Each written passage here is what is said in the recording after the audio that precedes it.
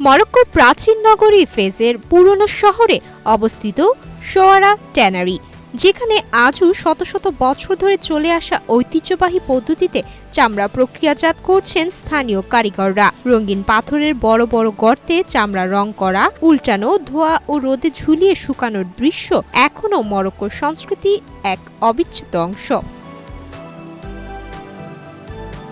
সুপ্রাচীন এই বিশেষ ট্যানারিতে উৎপাদিত চামড়া মরক্কোর ফেজের ঐতিহ্যবাহী সুক বা বাজারের বিভিন্ন দোকানে সরবরাহ করা হয়। এর মাধ্যমে বহু পরিবারের জীবিকা নির্বাহ হচ্ছে, যাদের জীবন ও সংস্কৃতি দীর্ঘদিন ধরেই এই চামড়া শিল্পের সঙ্গে ওতপ্রোতভাবে জড়িত। স্থানীয় বাজারে হস্তশিল্পের দোকানের মালিক সুফিয়ান আবু বুখারি বলেন, ফেজ শহরের সোয়ারা ট্যানারি একটি আন্তর্জাতিক শিল্প এবং জাতীয় ঐতিহ্য। এটি একটি ঐতিহ্যবাহী শিল্প যা কোনো পরিস্থিতিতেই থেমে থাকতে পারে না।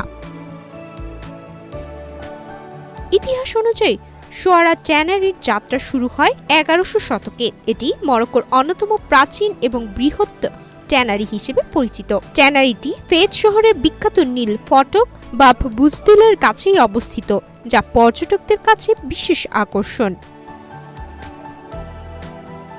মরক্কো শিল্প ও বাণিজ্য মন্ত্রণালয়ের তথ্য মতে, দেশটির চামড়া শিল্প এখনও গভীরভাবে সাংস্কৃতিক ঐতিহ্যের সঙ্গে যুক্ত।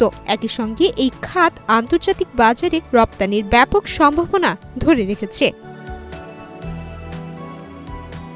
যদিও আধুনিক প্রযুক্তির ব্যবহার বিশ্বজুড়ে বাড়ছে, তবুও সোয়ারা ট্যানারির মতো ঐতিহ্যবাহী কেন্দ্রগুলোতে এখনও প্রাচীন পদ্ধতিতেই চামড়া প্রক্রিয়াজাত করা হয়। বিশেষজ্ঞদের মতে এই ঐতিহ্যই মরক্কোর চামড়া শিল্পকে বিশ্ববাজারে আলাদা পরিচিতি দিয়েছে এবং ভবিষ্যতেও এর গুরুত্ব অটুট থাকবে। সুমায়া মিতু, বাংলাদেশ প্রতিদিন।